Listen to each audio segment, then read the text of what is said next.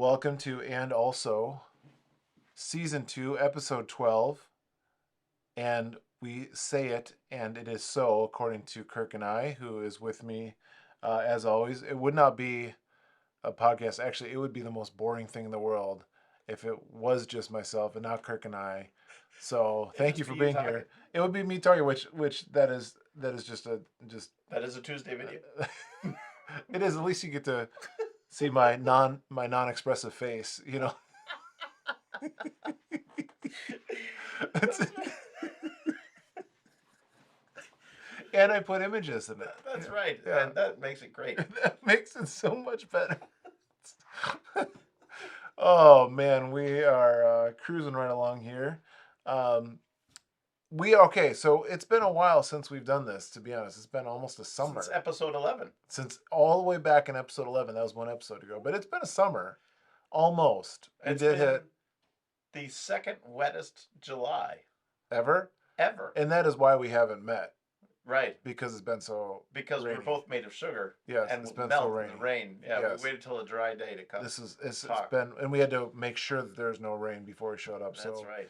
it is. Whew. We risked life and limb to get here. That's right. Um, but we are here, and we're gonna. Speaking of running through the rain made out of sugar, we're gonna talk about perseverance because that's what we do.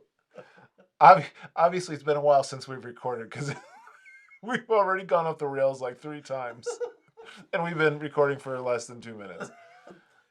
And Perfect. and I don't think I'm gonna edit this. I think Yeah. it's just gonna go out as is. Sorry, everyone. Go out wild and uncut. That's Oh, yeah. brave. Yes.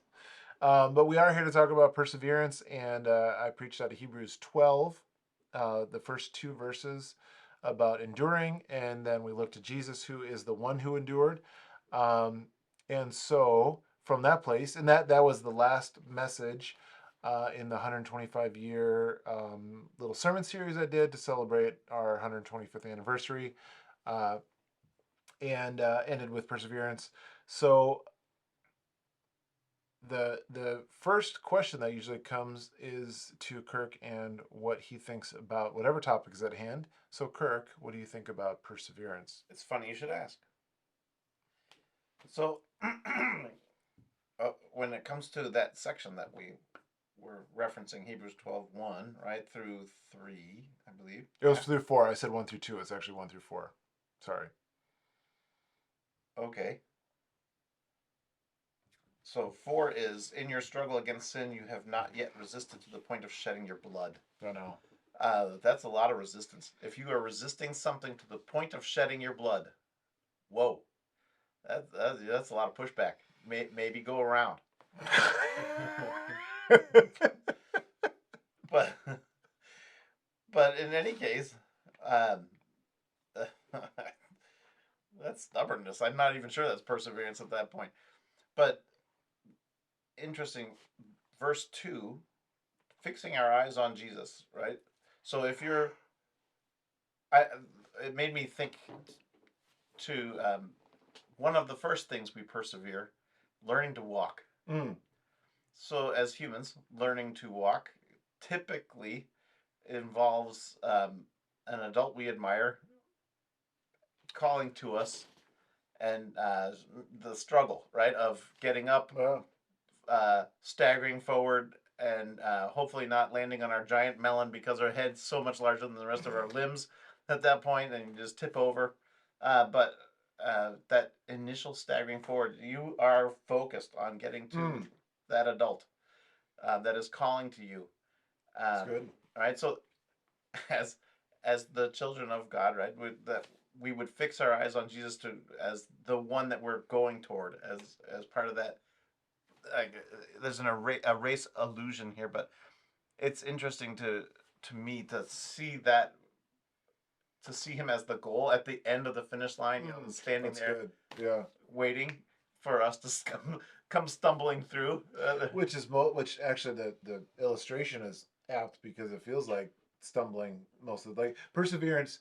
I think like I think in a perfect world, perseverance feels like I'm charging through every obstacle and like nothing's getting in my way. But really, perseverance usually just means like there are obstacles, and you're just keeping going. Right, and you just keep right, and it feels like learning how to walk. It's like, okay, I'm just gonna try and figure this thing out. Yep, You know, on we go. yeah. So, despite all the struggles of not being able, not yet being coordinated enough to get both arms and legs going, or both feet going in the right direction, or who knows what, on we go, and until we get to that adult who's ready to catch us. Mm. So in this case, Jesus, right? So I it's interesting that the author of Hebrews, which I love when people say that, when the author of Hebrews uh, makes that goal, right? Someone waiting Yeah. for you at the end of the race. That's just interesting to me I like that. Yeah. because you are fixed on getting there, no matter what. Yeah. And in a race, like if you actually put a funny illustration on the screen where you had the rolling hills with a track that just went off way off into the distance. I'm like, wow, that's why they make tracks round. Because because you can make it any distance you want over and over and over, just on repeat. That's true, yeah. Whereas this is just like, off you go. Where's the finish line? I don't know. Somewhere out there. Just keep going. Just keep going. But yeah, that's interesting. I like that. That was funny. But you made me think about yeah. A story which I wish I would have even remembered for the sermon because it's a great story. But it was Anna, my 13-year-old now, and when she was a little girl, I remember we were at a Josiah's little league game. He's my oldest, and he was playing, and she wanted it. She was, I don't know, she would have been like 3 or 4 or something like that, and she wanted to go off and play. So I went with her to the playground. There's a playground nearby, and she wanted to learn how to do the monkey bars. Sure. So she got up on the thing, and she swung from the first bar to the second bar, and then got scared and held on.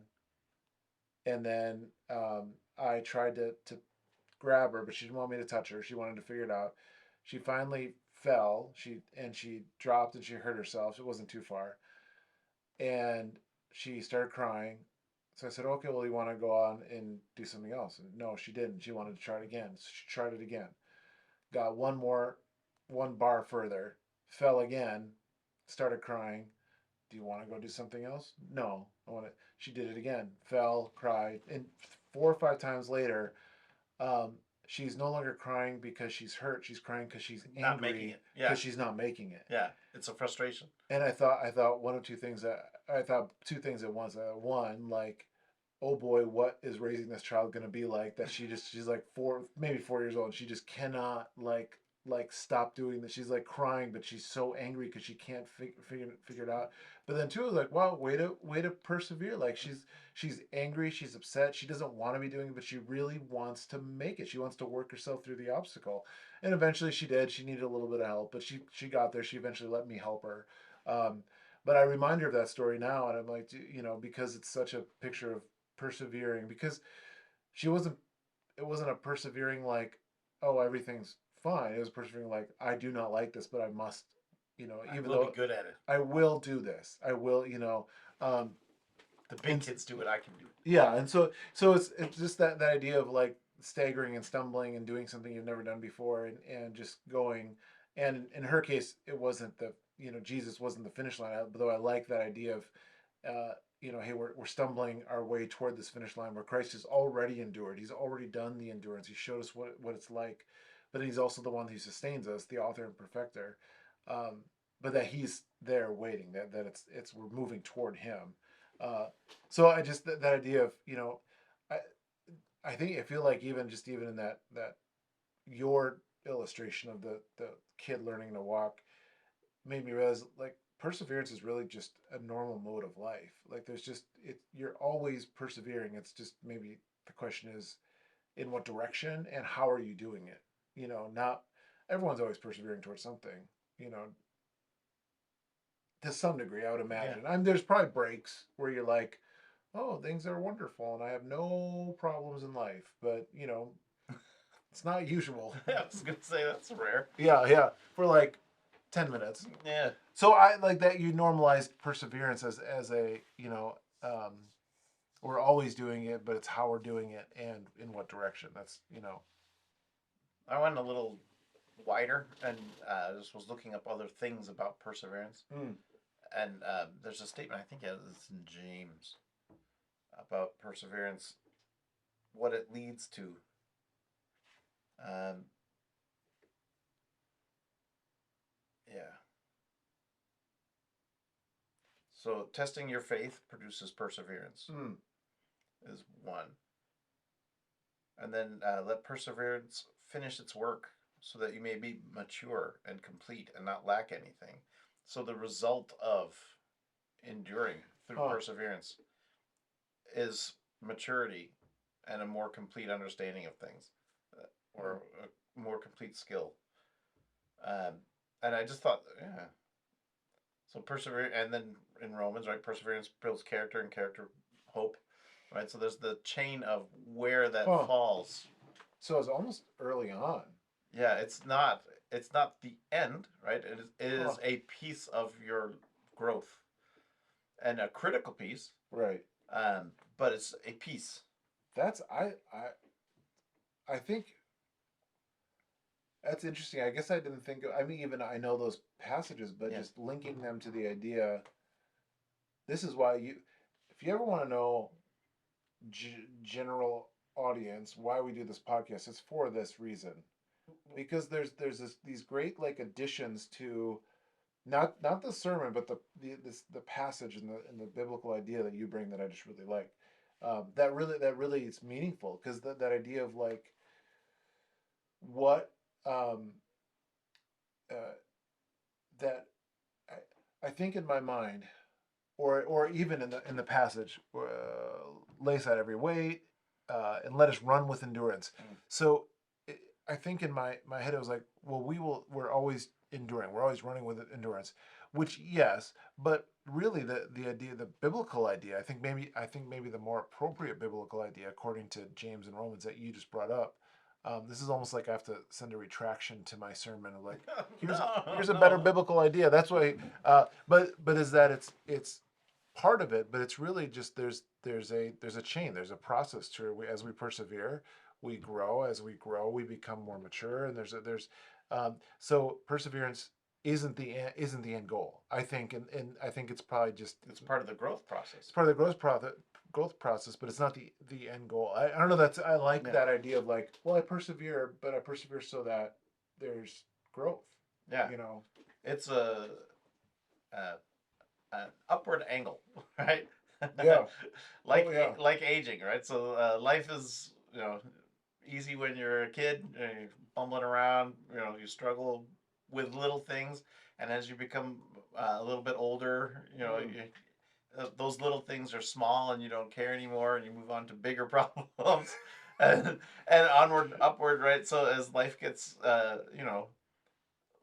further along, Mm. new joys, new problems, right? And then you got to give it up to the folks in the audience who have gray heads and are still toughing it out, because they're showing up smiling on a Sunday morning, and the, life's not easy, No, not when aging is not for the weak or right? the So timid.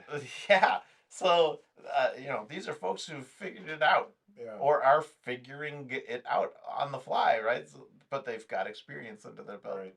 and that's the perseverance that develops the maturity to understand that you Mm. can keep going forward. You have the hope, you have the understanding that tough times come, good times come. You just keep going, Yeah. one foot in front of the other as best you can, And into that the doesn't headwinds. and that doesn't remove joy. That there's still not maybe not always in the exact moment, but it doesn't mean that joy isn't available. Right.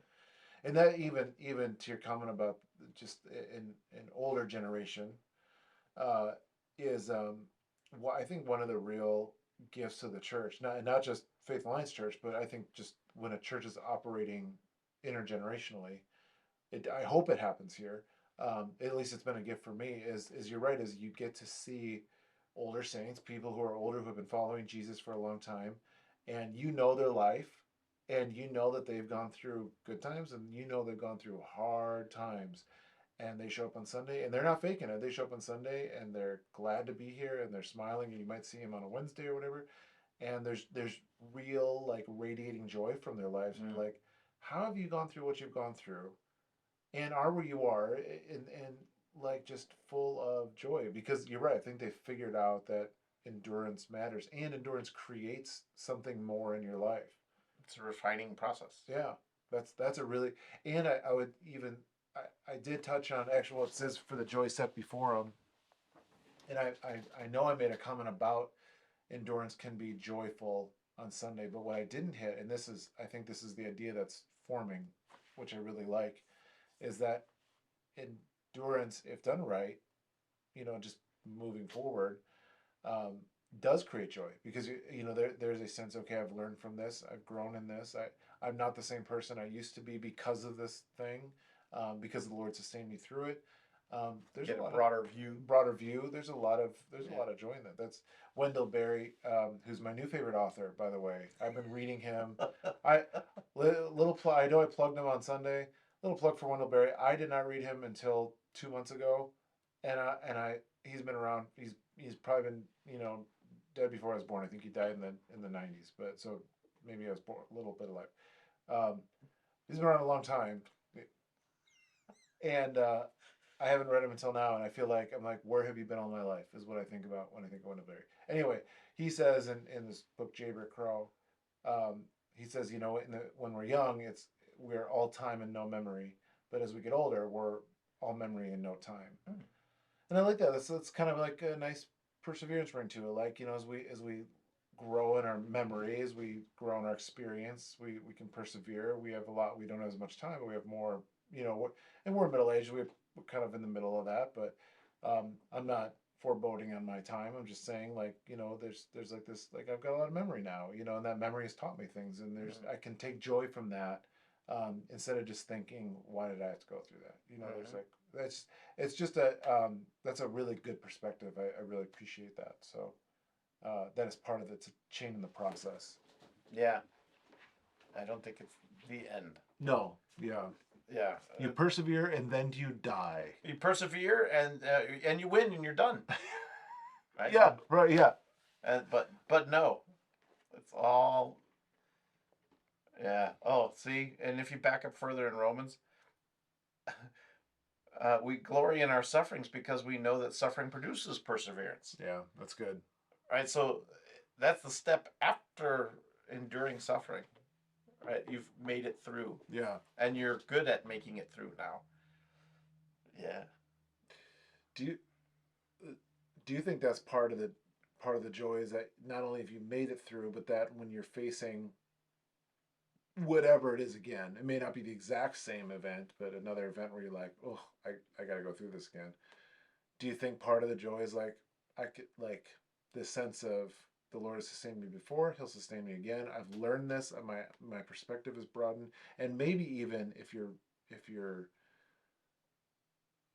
I would say, I don't know, really good endurer, or if you've been able to allow the Lord to change you, where you can think, um, how can I grow in this? Like, if where you think, we're looking down the pike and like, oh, I don't want to go through this, but how can I grow from this? Mm. Do you think there's joy in the kind of embracing of, hey, these are things that I've been through, I've been sustained through, and I know there's things I can still learn. Yeah. That's actually interesting because you just made me kind of ponder something for a second, thinking about endurance and perseverance and and races, right? So marathons. Um, if you're in a marathon, it's because you're enjoying that experience. Because if you hate that experience, you would not be there. Yeah. If right, so very. I mean, you'd Let's never find me in a marathon because I would hate that experience. today. So a marathon runner will tell you that the marathon journey from end to end, and I'm talking a normal 26.2 Marathon, not an ultra marathon for the folks who do that, who are listening. All you ultra marathoners who are listening, all you, all the ultra marathoners in our who are audience tuned pool. in right now. Uh, no, for a regular 26.2 marathon, that distance is plenty. Thank you very kindly. But uh, w- while you're on the way and while you're making that journey on foot, that or perhaps in a wheelchair, but either way, it's as they will tell you, 80% mental and 20% physical Hmm. because you've been practicing. Hmm. You've gone this distance or Huh. close to this Right. distance Yeah. prior and have gotten your body ready, gotten your mind ready, because it's a long way to be alone with your thoughts. Hmm. Like in a race, you're together with hundreds or maybe thousands of other people doing the same thing. When you're training, you're with you. Hmm. So mentally, you've had to get to a place where you are pushing through, right?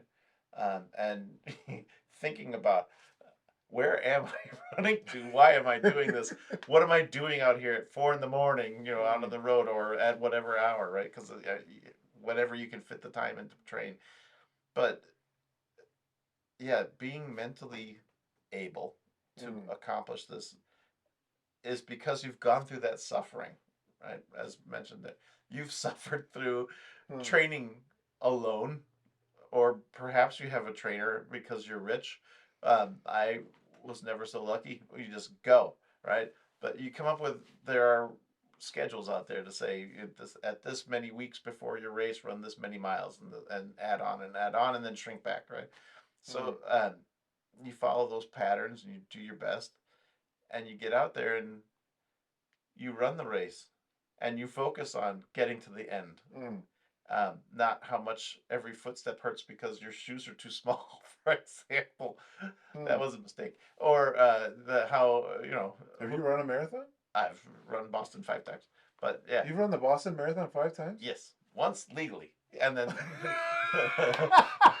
the other times as abandoned when that was still a thing before the bombing. But What's legal?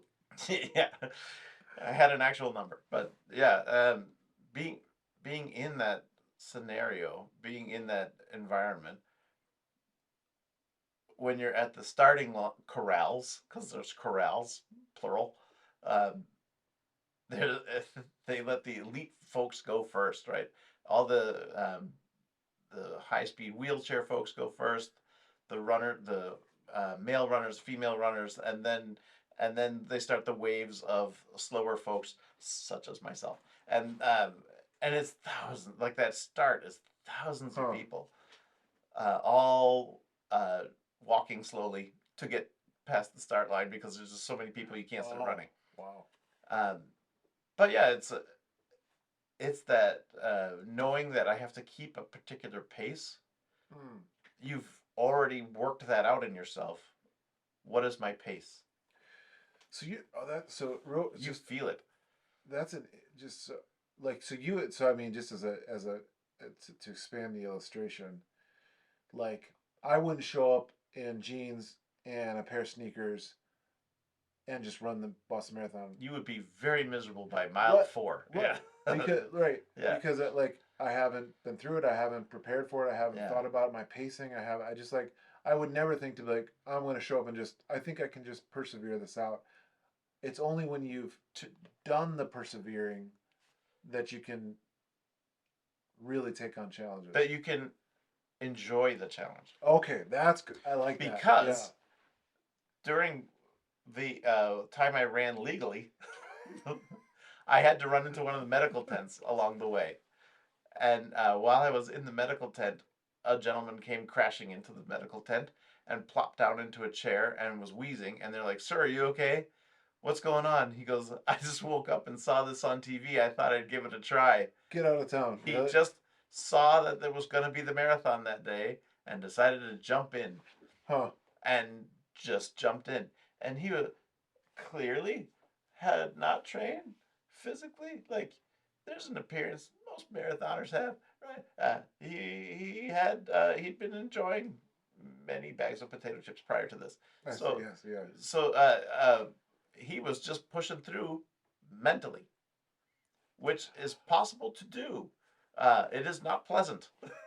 That But eventually, your body's still going to give. I mean, to continue your that. body can make it, but not happily. And for I the next see. few weeks, you will be pretty miserable as your body recovers. That's But if you train for it, if you are introducing this, sensation of, what does it mean to go this far in this body, whatever, however you're going at it, um, yeah, you can prepare and be ready.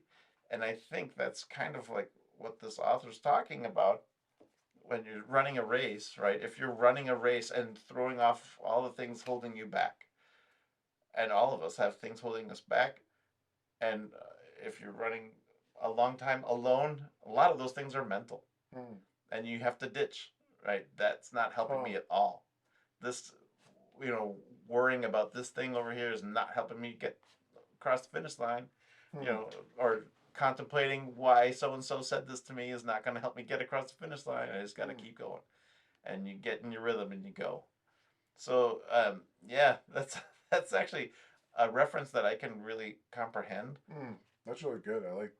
Well, I like that connection between persevering, but then persevering with joy or with like enjoying the persevering. Yeah, Like I could. that's the suffering leading to perseverance, which leads to joy. Right? Right, right. Yeah. Like I've never run a marathon, but the idea of You've hiked far. I have hiked far. I've That's a done that. marathon. Yeah, I've yeah I've done long distance loops, Yeah, but it's the in same difference. yeah, well, I would say marathons are probably tougher, but that idea of like Marathon's just faster. it's Really, that's the only it difference. is it's just, yeah it's You were going someplace far. yeah that's true. But I was also going someplace I far. got to stop and sleep though along the way before I I carried mean, on. So there were people who did that, but yeah.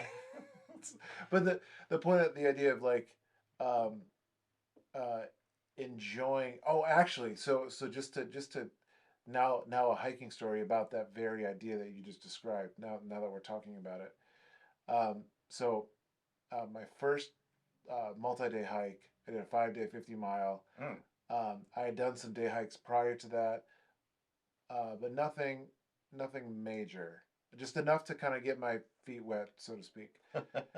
I made the mistake, I don't know why I did this, of buying new boots Yeah. about 3 4 months before and wearing them before going on this hike, but not breaking them in. And that'll come into play later. So I do this multi day hike. I get to the end. We get to the last like 20 miles or so.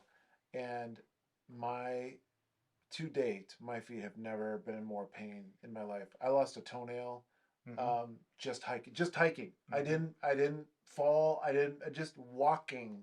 My toenail fell off. I mean, that's how bad the boots are and how much my feet hurt. I couldn't walk properly once I got home for a week. My feet were in such bad shape.